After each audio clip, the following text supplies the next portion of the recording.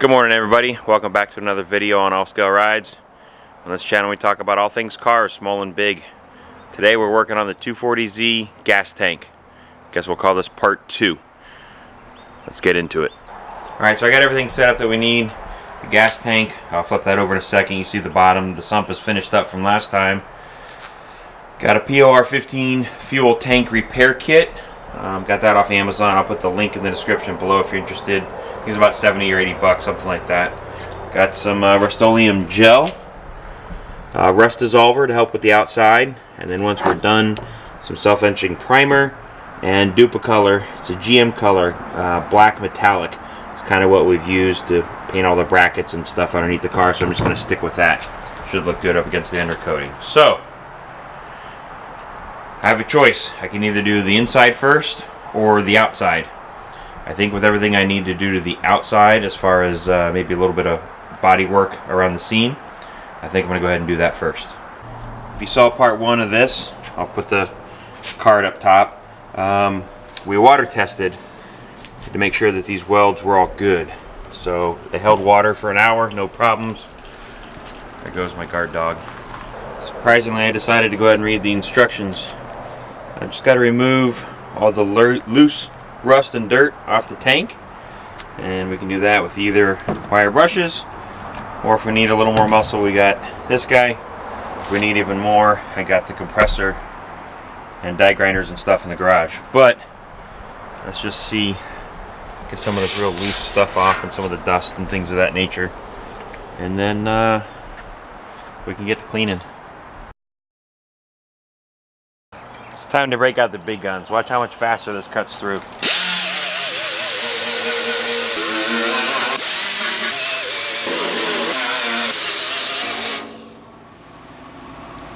This is cutting through the paint so much faster. You can see right here, so much easier through the rust also. So I'm going to go ahead and finish this guy up. I'll be back with you in a few minutes.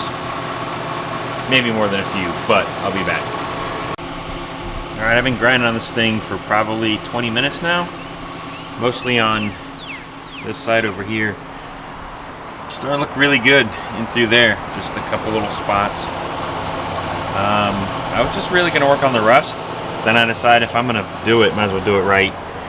Strip all the paint, all that sort of thing. So, since I am a little impatient, I'm going to try this little test area here with the Rust-Oleum rust dissolver, and just test it and see how much work I actually have to do.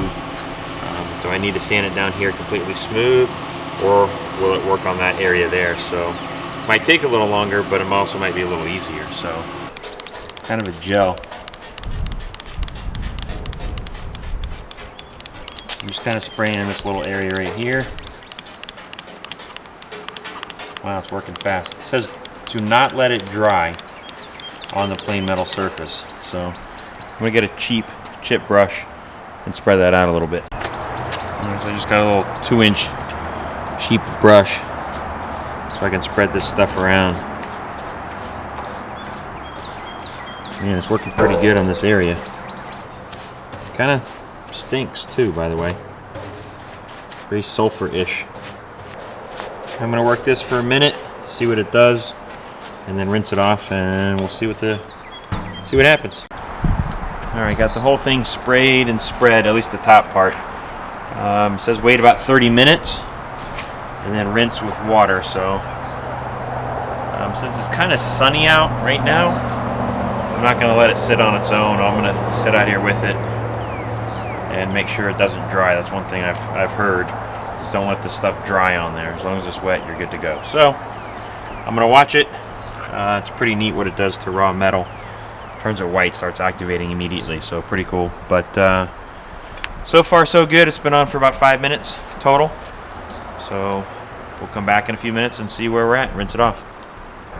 Alright, just finished rinsing round 1. Did really well. This side of the tank was actually in the shade, so there's still a little bit of rust over here. I don't know if that had anything to do with it. It's a little below temperature today. It's probably 50 degrees, 55. It says to use over 70, so we'll see another round of it on the far side, and see how that goes. I want to dry this off and prep that side and do that real quick. Alright, this is after round 2. It's been on about 20-25 minutes. Looking better.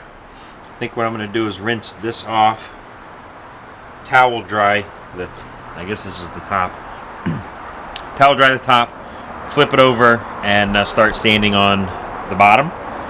And might have to come back once this is all dry and just touch up with the wire wheel and maybe do this a third time. But we're getting there. Definitely easier. Kind of spray it on, brush it on with the brush, and let it sit for 20-30 minutes.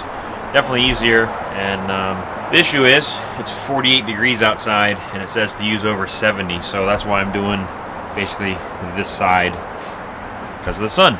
So let's see what we come up with. Alright, got it flipped over. The bottom is now face up. I'm gonna just hit it with the towel real quick, dry it off, and then get back on the wire wheel for a little while. Just a little update. This was my first wire brush, and right there you can see it's kind of starting to fall apart, so I had to replace it with a fresh one. Cheap, probably also cheap, but full, so let's see what happens. Alright, that new wire wheel worked a lot better. So this is the bottom side that you'll actually see from right here. So since you're going to be able to see it, I wanted to spend a little more time getting a lot of the paint off. I'm sure I'm going to do this 2 or 3 more times before I actually prime it and whatnot, because we are going to do some body filler to work on those seams. But anyway, just wanted to get it a little bit better, see if it makes it any easier. So let's get the rust remover on it. Watch what happens as soon as I spray it on bare metal. Catching that glaze or not. Turns white immediately. Alright, just got the top side cleaned up again. This is where most of the surface rust is. Right in this area and right in through here. This would be as if you're standing at the rear bumper and the gas filler neck is on this side, on the passenger side of the car. For some reason, that's where most of the rust is. But we're gonna spray the Rust-Oleum gel on here, rust dissolver on here one more time, and then take a lunch break. If you don't know, this is my 1997 Mitsubishi Eclipse GST. If you want to see a little bit more about this car,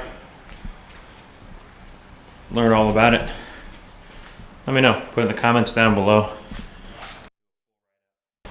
Full video on this car with Tony maybe one day. If you're just interested in seeing more, let me know. Alright, just got back from running a couple errands. Couple new pool noodles for the work stand. These are bunk and everything's falling off, so that ain't gonna work. But had to stop at Walmart to get the noodles. So I found a 1/24 Z, a couple of Zamex. Alright, so got it all nice and clean. Probably 98% of the rust is gone. A couple little spots here and there, but the day is ending. So I'm going to put a coat of primer on this, and that way it doesn't rust overnight or tomorrow or whatever. I'm not going to finish it today, so I'm going to put primer on it tonight before it gets too dark and too cold, and then if I need to I can sand back a few spots to touch them up later. But I think we're in pretty good shape, so let's get to spraying.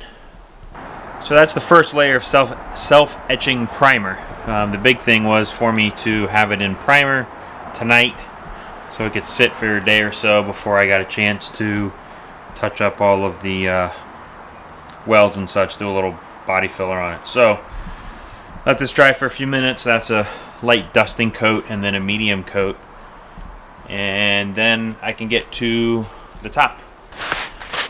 Old pool noodle falling apart in my hand. New pool noodle. Hopefully that 97-cent noodle lasts, I don't know, 7 or 8 years, just like that one did. Should be fine. Welcome back. Next day. Primer is dried on the gas tank. Didn't come out perfect, but that's okay. Came out really, really good. It's protected. That was the important thing, having it protected overnight. So today, while it's still nice out, I'm going to fill in this seam, and it's functional now, but we're going to get it cosmetic, looking a little bit better. So for that, I'm going to use Dynaglass, which is fiberglass. Bondo glass with fiberglass filler. A little hardener and some stir sticks to get it all stirred up nice and neat. I like using this guy here. I call them clean sheets. If you've never used any body filler before, this is really neat. It's pretty thin paper. After I put the material on the paper and mix it, once I'm done, I can clear off this little thin sheet of paper, I don't know, kind of like drafting paper or something, and then just throw it away. Don't have to have scraps of cardboard or plexiglass or pieces of wood or whatever floating around. This thing just kind of hangs up and kind of like a little painter's palette. So I'll put a link in the description below where I got that. I think they're around 15 bucks or so, somewhere in that neighborhood. It's been a while since I bought one. But anyway, let's get started. Alright, so gonna get the lid off. And this thing's been sitting in my garage for a while. I don't know if you can see down in there, but some of the oils rise at the top. So you get a stir stick, tongue depressor, popsicle stick looking guy, just to stir it up some and get all that liquid kind of spread out. What I'm doing is going to require not a whole bunch, but I'm a fan of less is more. I'd rather mix twice than throw away this stuff. This isn't super cheap, but it's not super expensive either. But I'd rather mix up exactly what I need, or a little too, not quite enough and have to do 2 batches. So everyone has a different way about how they do their filler. I kind of get mine into a small mound, and then the hardener itself, do 1 strip across, and then mix away. Right now I'm not too concerned about air bubbles because we're going to come back with some fine glaze later on. As far as this stuff having a little bit of air bubbles in it, I just want to make sure the blue is mixed in completely.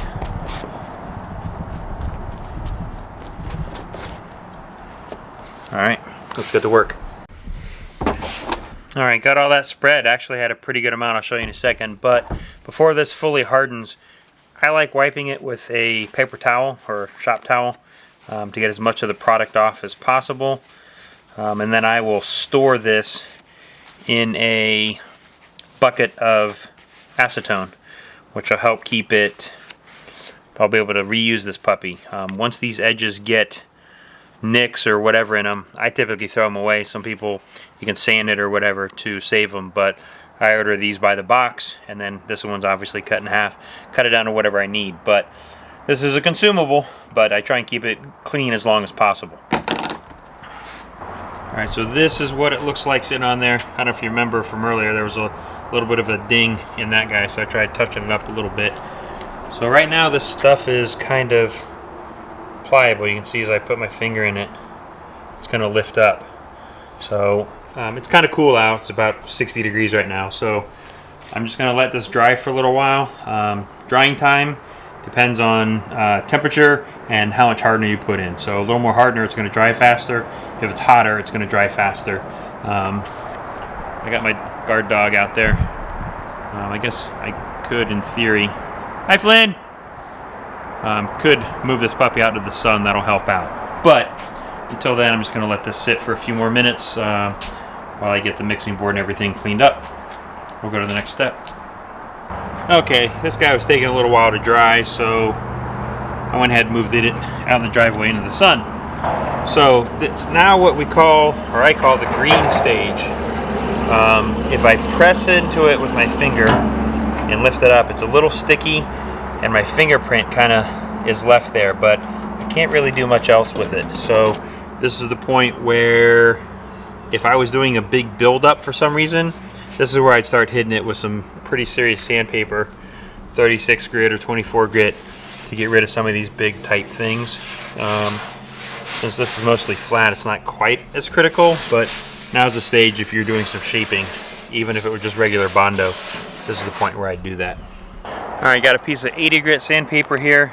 I like the self-adhesive 6-inch stuff because I have a 6-inch DA also, but pulled the paper off and then I kind of just fold it in half.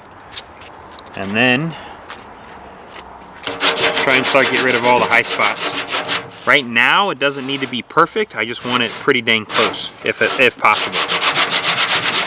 So I'm going to sand through some of the primer, and for right now that's okay.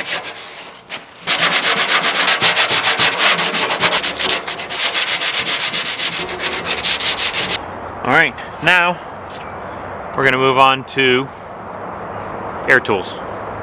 I just want to show this real quick. This is a 3-inch DA sander that has a Velcro backing on it, and I just have various grit papers, 80 grit, 400 grit, 220, etc. So, and they make it on all different grit papers, but so I'm going to put some 80 grit on here and get going. I also have a 6-inch, but for this small project, 3-inch is probably the right tool.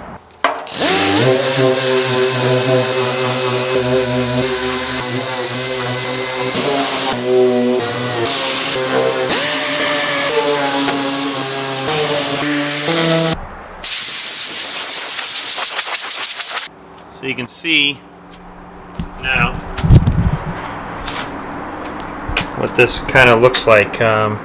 Little low spot here, got a sand in there, kind of a low spot around here, but like I said, I was going to get rid of some of the primer on accident, no big deal. So now I can use a different type of material to get some of these smaller holes filled in and get it feathered out a little bit better. Again, it's underneath the car, it's going to be all painted black, doesn't need to be perfect. I just wanted it a little nicer than what it was. And obviously it's good that we did this step prior to doing the inside because of all the dust and stuff. So next step's to finish this body work, get this thing primed, then we're going to do the inside of the tank, then we're going to paint the outside. So primer outside, POR 15 inside, paint outside. That's the order of business. Alright, so this is what we look like now. I didn't film the real fine filler. It's not perfect, it's really, really good, but it's sun's going down, it's getting late for tonight, time for dinner. So I'm going to go ahead and put some primer on this. Some of it I may end up sanding off tomorrow or whenever I get to work on this again, but I want to make sure it's protected before that time comes. So just to give you a rough idea,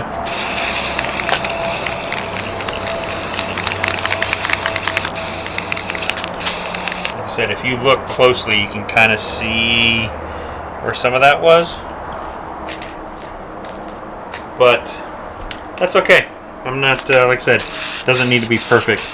If I'm not happy with the Bondo work, I can always just texture this whole thing, or truck bed line, something like that. So if you can see right there's a couple little pinholes still.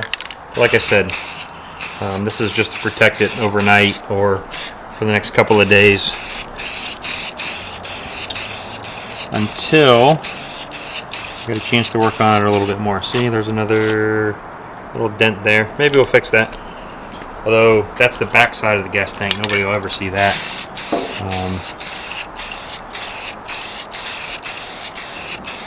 So I was hoping to have this whole thing done in one day on Sunday, start to finish. And we're now on day 1.5. So obviously that's not going to happen. So I think what I'm going to do is edit this video and get it put out as part 2, and then we'll have a chance later on to do something as part 3. So that's going to be an end to this one, part 2 of the gas tank refurbish.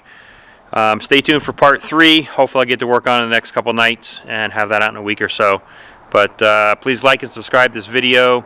We really appreciate all the support on All Scale Rides. This is some 240Z content. We got some Hot Wheels content coming as well. Tony's coming back from his trip from overseas, so I have some cool stuff coming there. So we appreciate it. See you next time. ASR. Sit.